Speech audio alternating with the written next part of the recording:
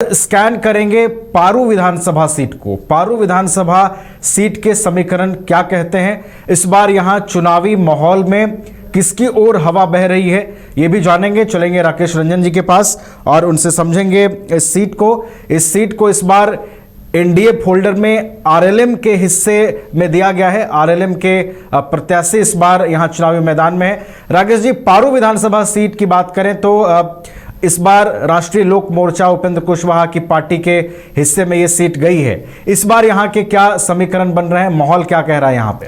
देखिए, पारू में जो चुनाव है दिलचस्प बन गया है। वैशाली लोकसभा के अंतर्गत ये विधानसभा की सीट है, मुजफ्फरपुर जिले में है। और ख़ास बात ये है कि यहाँ पर लगातार चुनाव जीत रहे जो अशोक कुमार सिंह थे, उनका टिकट बीजेपी ने काट लिया है। और टिकट कटने के पीछे जो वजह है वो ये है कि सीट शेयरिंग में एनडीए में ये सीट उपेंद्र कुशवाहा की पार्टी आरएलएम को चली गई है। दरअसल उपेंद्र कुशवाहा महुआ की सीट चाहते थे, लेकिन महुआ की सीट जो है वो चिराग पासवान को चली गई। तो जो उपेंद्र कुशवाहा को पारू की सीट दे दी गई कि ठीक है, फिर आप यहां से चुनाव लड़ लीजिए। और उन्होंने अपने प्रदेश अध्यक्ष मदन चौधरी को यहां से चुनावी मैदान में उतार दिया है। इसके अलावा आरजेडी ने यह सीट कांग्रेस से ले ली। पिछली बार कांग्रेस यहां से महागठबंधन की तरफ से चुनाव लड़ रही थी, लेकिन आरजेडी ने कहा कि अब ये सीट आप मुझे दे दीजिए, क्योंकि 2020 में जो कांग्रेस प्रत्याशी थे अनुनय सिन्हा, उनका प्रदर्शन बेहतर नहीं रहा था। सिर्फ 7.25% के आसपास उनको वोट आए थे। और शंकर प्रसाद यादव जो कि आरजेडी के बागी थे, वो दूसरे स्थान पर चले गए थे निर्दलीय लड़ते हुए 33.2% वोट लाकर। तो इसीलिए जो है ये किया गया कि इस बार शंकर यादव को ही आरजेडी ने अपना प्रत्याशी बना दिया है और कांग्रेस से ये सीट उन्होंने ले ली है। लेकिन जब ये सीट एनडीए में आरएलएम को चली गई और मदन चौधरी कैंडिडेट बन गए, तो जो सिटिंग विधायक हैं अशोक सिंह, जो कि यहां से कई चुनाव जीत चुके हैं, 2005 में जीते, 10 में जीते, 15 में जीते, 20 में जीते, तो वो जो है यहां पर बागी बन गए और बीजेपी के बागी के रूप में यहां निर्दलीय ताल ठोक रहे हैं। अब जनसुराज ने यहां से रंजना कुमारी को प्रत्याशी बनाया है।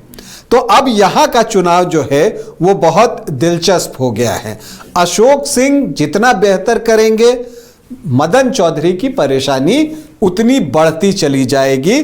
क्योंकि देखिए, अशोक सिंह तो बीजेपी के वोटों में ही तो सेंध लगाएंगे ना, और अगर उन्होंने बीजेपी के वोटों में सेंध लगा दी तो नेचुरली आरएलएम प्रत्याशी मदन चौधरी की परेशानी बढ़ती चली जाएगी।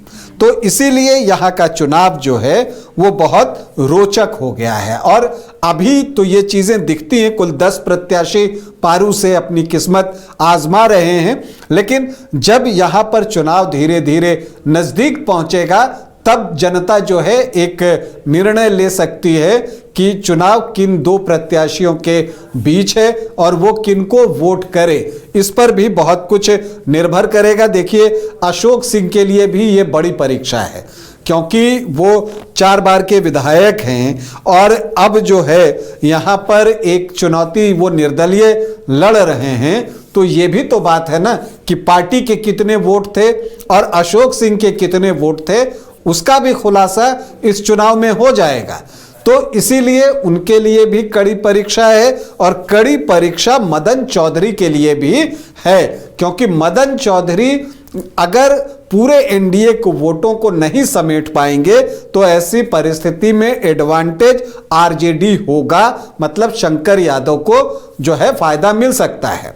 पारू के चुनाव को आप देखिए तो 2020 में कांग्रेस के प्रत्याशी थे, तो शंकर प्रसाद आरजेडी के बागी के तौर पर निर्दलीय उतरे और उन्होंने कांग्रेस प्रत्याशी का खेल पूरी तरह से खत्म कर दिया। क्योंकि अगर आप देखिए यहां पर तो अशोक कुमार सिंह को 2020 में 14,698 वोटों की जीत मिली थी। और यहां पर आप देखिए तो शंकर प्रसाद जो हैं वो 62,694 वोट ले आए और अनुनय सिन्हा 13,861 वोट।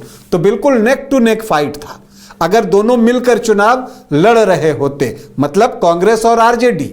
और अगर देखिए कि और उसकी परिणति देखिए कि अनुनय सिन्हा को बागी का सामना करना पड़ा शंकर यादव का, और उस वजह से उनके वोट कम हुए और इसकी कीमत कांग्रेस को इस चुनाव में चुकानी पड़ी कि यह सीट उनको आरजेडी को देनी पड़ी। तो एक बागी की वजह से जो है आप देखते हैं कि चुनाव परिणाम पर कितना कुछ असर जो है वो पड़ता है। तो इस बार अशोक सिंह क्या इंपैक्ट डालते हैं पारू में, उससे चुनाव परिणाम बहुत प्रभावित होने जा रहा है। क्योंकि अगर आप देखिए 2005 से तो इस पर बीजेपी का दबदबा पूरी तरह से दिखता है। अपनी एक मजबूत सीट बीजेपी ने आरएलएम को चुनाव लड़ने के लिए दी है। महागठबंधन में कई मजबूरियां होती हैं जो कि आपको फेस करनी होती हैं। तो ये अपनी एक मजबूत सीट होने के बाद भी मदन चौधरी को दी गई, आरएलएम प्रत्याशी को, कि वो यहां से चुनाव लड़ें। अब यहां पर देखिए कि क्या कुछ हो सकता है समीकरण के लिहाज से। तो यहां आपको दिखेगा कि जो एससी वोटर्स हैं वो 16.61% हैं, मुस्लिम 12% हैं, यादव वोटर 12.5 से 13.5% हैं, तो एमवाई 25 से 26% है। ये वोट आरजेडी की तरफ जाएगा। इसके अलावा आप देखिए तो राजपूत यहां पर 4.5 से 5.5% हैं, भूमिहार 9 से 10% हैं और ब्राह्मण भी 3.5 से 4% हैं। तो 17.5 से 19.5% के आसपास सामान्य जाति के वोटर्स हैं।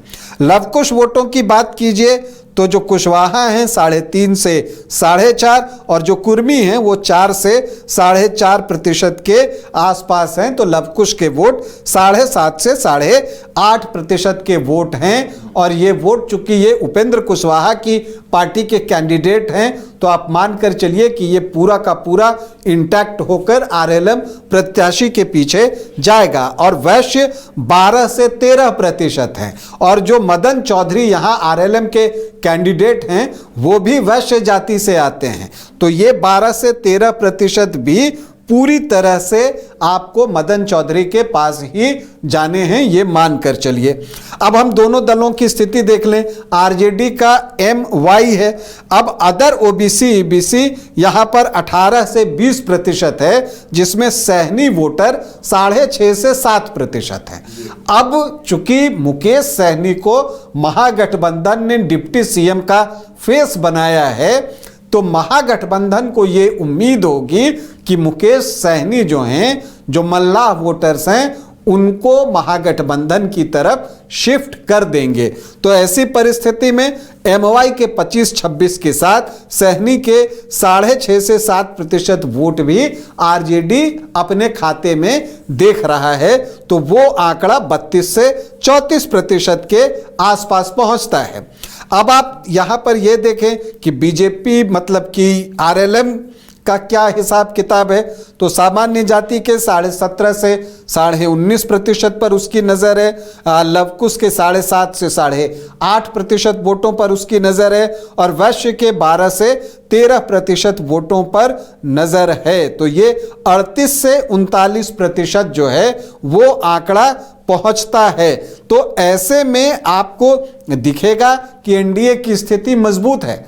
लेकिन यहां पर एक चीज आपको और देखनी होगी कि अशोक सिंह जनरल में से कितना वोट अपने हिस्से में निकालते हैं, क्योंकि अगर वो सामान्य जाति से जितना ज्यादा वोट निकालेंगे उतनी परेशानी आरएलएम की बढ़ती चली जाएगी और फिर आरजेडी के लिए काम उतना आसान होता चला जाएगा। यहाँ जो एससी वोटर 16.61% हैं, उसमें जो रविदास हैं वो 7.5 से 8% हैं और जो पासवान हैं वो 7% हैं। आमतौर पर अनुसूचित जातियों को जब आप देखिएगा तो वो भी ब्लॉक में वोट करते हैं। ऐसा नहीं है कि सारे अनुसूचित जाति एक ही पार्टी के साथ जाते हैं, नहीं।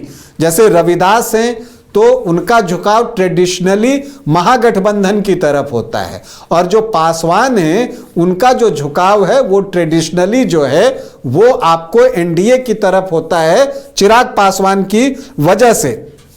तो ये चीज जो है यहां पर दिखती है। तो अब जब 7.5 से 8% भी वो आपको आरजेडी की तरफ जाता हुआ दिख सकता है, तो वो 40% के आसपास जो है वो वोट पहुंचेगा। और एग्जैक्ट मैं इसलिए कह रहा हूं क्योंकि पिछली बार आप देखिए शंकर प्रसाद को 33.2 और अनुनय सिन्हा को 7.3%, दोनों को जोड़िए तो वही 40 से 41% वोट आपको दिखेगा। तो यहां पर जो है एक कांटे का मुकाबला है, और मुझे लगता है कि फिलहाल तो ये ट्रायंगुलर दिख रहा है, लेकिन क्या चुनाव के दिन तक ये ट्रायंगुलर रह पाएगा, ये इस चुनाव के परिणाम पर असर डालेगा। अगर ये ट्रायंगुलर रह गया तो वैसी परिस्थिति में नुकसान आरएलएम प्रत्याशी मदन चौधरी को होगा। अगर ट्रायंगुलर न होकर आमने सामने का मुकाबला हो गया तो मदन चौधरी की स्थिति बेहतर रहेगी, और जन सुराज की रंजना कुमारी वो कितना वोट लाती हैं उससे भी चुनाव परिणाम पर असर पड़ेगा। तो कुल मिलाकर पारू में एक रोचक और रोमांचक मुकाबला। चलिए, तो पारू विधानसभा सीट की हमने बात की, यहां पर भी रोचक मुकाबला दिखाई दे रहा है। बीजेपी के बागी जो एमएलए हैं निर्दलीय चुनावी मैदान में हैं, वो कितना प्रभाव छोड़ेंगे और उससे चुनावी परिणाम कितने प्रभावित होंगे, इस पर भी नजर पारू विधानसभा सीट को लेकर बनी रहेगी।